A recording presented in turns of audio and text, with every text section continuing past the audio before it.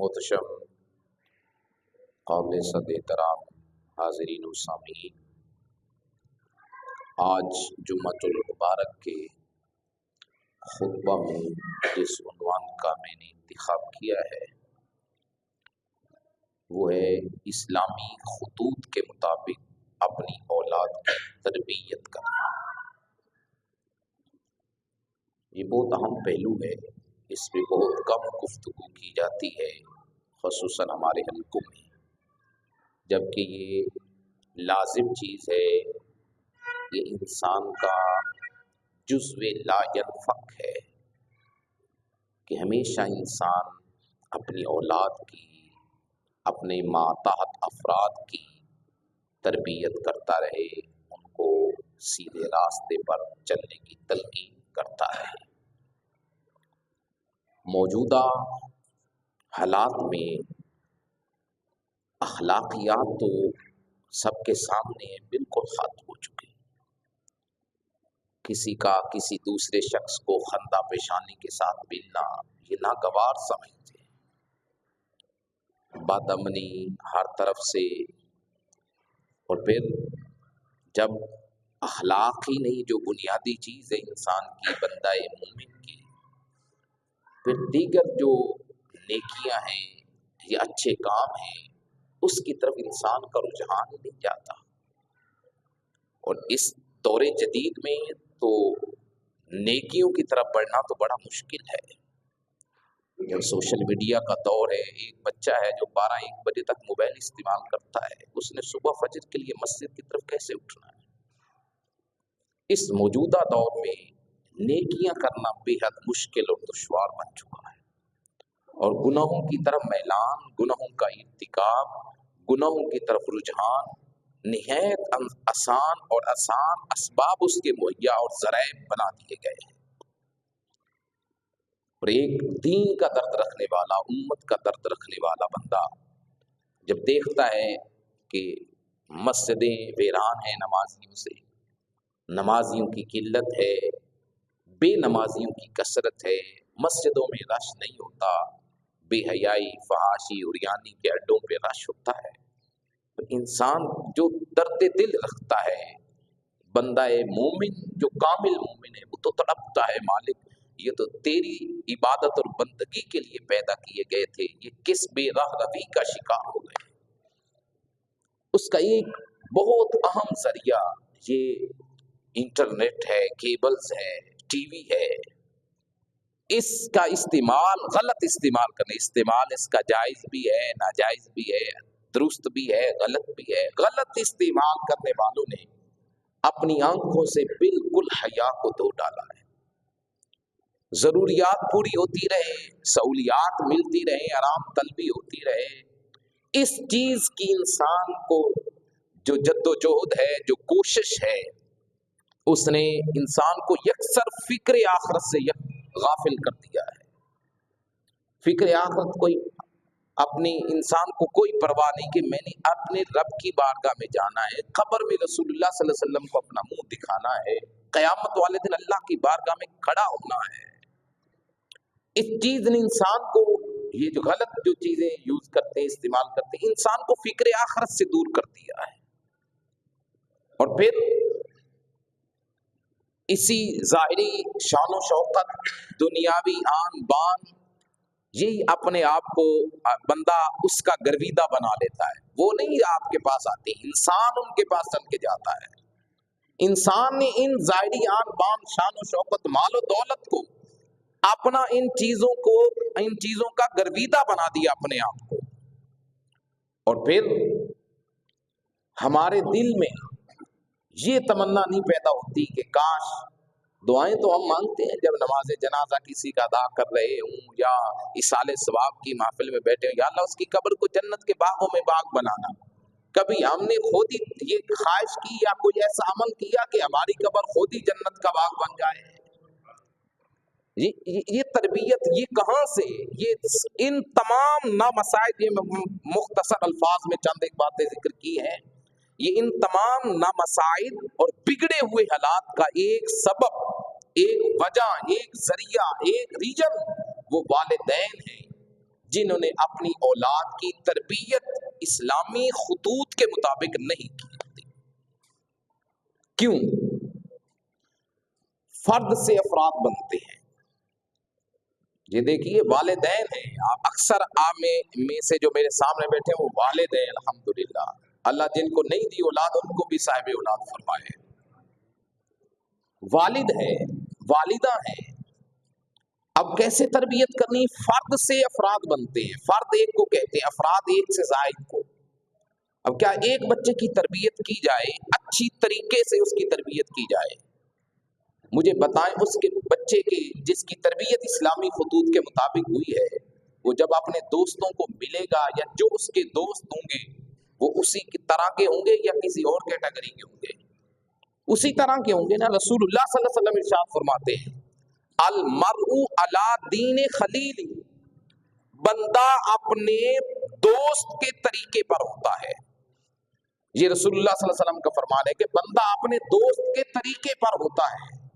اور یہ بزرگان دین نے نچوڑ عرض کرنے کے بعد یہ کہا تھا صحبت صالح ترا صالح کنت، صحبت طالح ترا طالح کنت. نیکوں کی صحبت انسان کو نیک بناتی ہے اور بروں کی صحبت انسان کو برا بناتی ہے. تو یہ صحبت کا اثر ہے. ایک بچہ ہے جس کو والدین نے صبح اٹھایا، بیٹا اٹھ نماز کے لیے جا، اٹھو نماز پڑھنے کے لیے، وہاں مسجد میں پہنچو. ساری نمازیں پڑھی ہیں آج آپ نے؟ جی پڑھی ہیں بابا. اب یہ دیکھیے ایک بچہ، ایک نمازی ہے بچہ، اس کا ملنے والا جو بچہ ہوگا اس کی ملاقات کہاں پہ ہوگی؟ مسجد میں. اور اگر مسجد میں ملاقات نہیں ہوگی اس بچے کی، وہ باہر ملاقات، یار آج میں نماز پڑھنے گیا تھا آپ مجھے نظر نہیں آئے. تربیت ہو گئی نا. ایک تربیت، ایک فرد بناؤ. اس نے پھر بار بار اس سے پوچھا تھا یار یہ میرے سے چھوٹا ہے یا تھوڑا میرے سے بڑا ہے، یہ نماز پڑھتا ہے تو میں کیوں؟ میں بھی تو اسی خالق کا بندہ ہوں، مخلوق ہوں، میں کیوں اس کی بارگاہ میں سر بسجود کیوں نہیں ہوتا؟ پھر اس کے دل میں کبھی نہ کبھی تڑپ ضرور پیدا ہو. یہ صحبت سب سے بری صحبت انسان کو برا بناتی ہے. اور شیخ سعدی رحمت اللہ تعالی علیہ آپ فرماتے ہیں صحبت کا اثر کتنا ہوتا ہے. اب میں گزر رہا تھا تو مٹی کے ڈھیر کے پاس سے میرا گزر ہوا. اب بندہ ایک شیخ سعدی رحمت اللہ کا مثال دے کر انسان کو سمجھانا چاہتے ہیں انسان اپنی اٹھک بیٹھک درست کر لے، یہی تجھے سیدھا قبلہ دکھائے گی اور سیدھا صراط مستقیم تجھے اسی پہ چلائے گی، وہ تمہاری صحبت ہی. شیخ سعدی فرماتے ہیں مٹی کے ڈھیر کے پاس سے گزرا تو وہاں سے خوشبوؤں کے ہلے آ رہی تھی، خوشبوئیں آ رہی تھی، بے حد خوشبو، گلاب کی پتیوں کی خوشبو آ رہی تھی. میں نے مٹی سے خطاب کیا، میں نے کہا مٹی تو زمین کی جنس سے ہے، تیرا کام تو خوشبوؤں بخیرنا نہیں ہوتا، یہ تو پھولوں کا کام ہے، لیکن تیرے اندر سے یہ خوشبوئیں آنا وجہ کیا ہے؟ کہتے شیخ سعدی فرماتے مٹی نے مجھے جواب دیا اپنی زبان میں، کہا کہ شیخ بابا ہاں مجھے پتا ہے میں مٹی زمین کی جنس سے ہوں، میرا کام خوشبوئیں بخیرنا نہیں ہے، ہاں اتنا ضرور تجھے بتا دوں شیخ، آگے امت کو بتا دینا میری سنگت چند دن گلاب کی پتیوں کے ساتھ ہوئی تھی، میرے اوپر کسی نے پتیاں رکھ دی گلاب کی، وہ اٹھا کے لے گیا، پھر اگرچہ میرے پاس وہ پتیاں موجود نہیں لیکن گلاب تھے نا خوشبو والے، جاتے جاتے اپنی خوشبو میرے اندر چھوڑ کے چلے گئے ہیں. یہ دیکھیے یہ انسان صحبت انسان کو کہاں پہ کھڑا کر دیتی ہے. فرد سے افراد بنتے ہیں اور افراد پھر ایک معاشرہ بنتا ہے. اب یہ دیکھیے اب ایک لوہار کی دکان پہ جاتے ہیں جہاں پہ وہ لوہا ویلڈنگ کر رہا ہوتا ہے، آپ جب دکان پہ جائیں تو کپڑے جتنے مرضی آپ اکٹھے کر کے بیٹھے کہیں نہ کہیں سے چھینٹے آپ کو پڑ ہی جائیں گے آپ کے کپڑوں پہ. اور اگر خوشبو والی دکان پہ چلے جائیں وہاں پہ آپ نے خوشبو نہیں ملی، چیک کرتے کرتے بھی آپ کے جسم سے خوشبو آنے لگ جائیں گی. تو وہ کسی نے یوں کہا، میاں محمد بخش صاحب نے فرماتے ہیں برے بندے دی صحبت یارو تو جویں دکان لوہاراں، کپڑے پاویں کنج کنج بئیے چنگا پین ہزاراں، اور چنگے بندے دی صحبت یارو تو جویں دکان اتاراں، سودا لئیے پاویں نہ لئیے بھلے آن ہزاراں. یہ دیکھیے یعنی کہ یہ صحبت انسان کو فرد سے افراد بنتے ہیں، اور جب افراد یعنی 10 12 15 ایک بندہ درست ہے تو 7 والا درست ہے، پھر 7 والا، پھر 7 والا، اس طرح ایک 10 15 افراد کی ایک جماعت بن گئی. اب جب ایک افراد کی جماعت بنی تو وہ آپ مجھے بتائیں یہ معاشرہ ایک اچھے افراد کا ایک معاشرہ تشکیل پایا. تربیت آپ نے ایک بچے کی ہے، ہر ایک نے اپنی ذمہ داری کو نبھاتے ہوئے اپنے بچے کی تربیت کی ہے. جب تربیت کی تو ساتھ والے کی تربیت اس کے والدین نے کی تھی. یہ تربیت یافتہ افراد ملتے گئے اور معاشرہ بنتا چلا گیا. اور یہیں پہ بات ختم نہیں ہوتی. جب معاشرہ تربیت یافتہ افراد کا بنتا ہے تو پھر وہ معاشرہ ایک تربیت یافتہ قوم اور ملت بن کے امت کے سامنے آتی ہے. اور پھر آپ تاریخ اٹھا کے دیکھ لیں، سیر کی کتابیں اٹھا کے دیکھ لیں، پھر آپ نے دیکھا، آپ نے سنا بھی ہے یہ کہ جب تربیت یافتہ افراد، فرد سے افراد، افراد سے معاشرہ، معاشرہ سے پھر جب ایک تربیت یافتہ ملت قائم ہو گئی، قوم بن گئی، یہ قوم کا ایک سپہ سالار دریائے دجلہ کے کنارے پہ کھڑے ہو کے آواز دیتا دریا کو، آواز دیتا ہے کہ دریائے دجلہ تو پل نہیں رکھتا، گرا دیا ایرانیوں نے، کوئی بات نہیں، ادھر والوں نے گرا دیا، کوئی بات نہیں، ہم تربیت یافتہ ہیں، نبی آخر زمان کے، آمینہ کے لال کے تربیت یافتہ ہیں، ہماری تربیت اسلامی خطوط کے مطابق ہوئی تھی. اب ہم ایک قوم بن کے تیرے سامنے کھڑے ہیں، اے دریا ہمیں راستہ چاہیے، پل نہیں رکھتا تو بھی راستہ چاہیے. دریا سینہ چیر کر انہیں اپنے اندر جگہ دیتا ہوا دکھائی دیتا ہے. وہ اقبال نے یوں کہا تھا، دشت تو دشت دریا بھی نہ چھوڑے ہم نے، بحر ظلمات میں کو دوڑا دیے کوڑے ہم نے.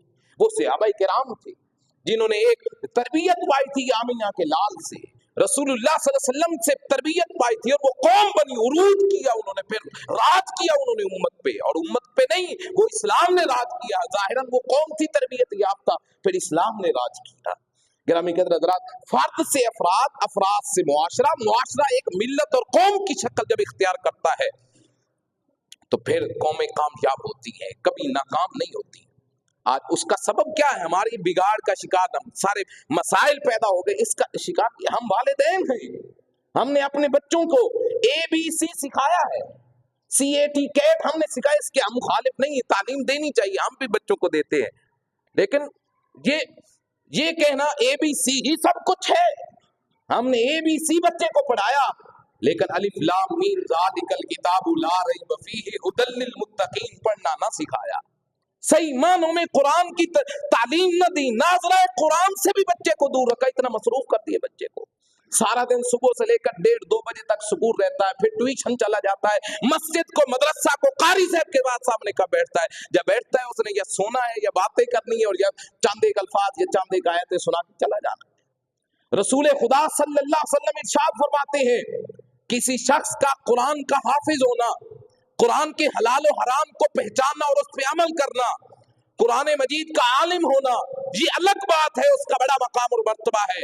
رسول خدا صلی اللہ علیہ وسلم ارشاد فرماتے ہیں، جس شخص کا بچہ صرف ناظرہ قرآن صحیح معنوں میں پڑھ لیتا ہے، یعنی اوپر سے دیکھ کر قرآن صحیح مخارج تلفظ کے ساتھ ادا کر لیتا ہے، رسول اللہ فرماتے ہیں، میں تشریح عرض کر رہا ہوں، مار بچے نے کھائی ہے استاد کے سامنے، ٹھنڈے پانی سے بچے نے وضو کیا ہے، استاد کی سختیوں جھڑکیاں بچے نے برداشت کی ہے، لیکن خدا کی عزت کی قسم رسول خدا ارشاد فرماتے ہیں، جب صحیح معنوں میں کسی کا بچہ ناظر قرآن پڑھتا ہے، پڑھا بچے نے قرآن ہے، لیکن بچے کی وجہ سے اللہ باپ کے سارے گناہوں کو معاف فرما دیتا ہے.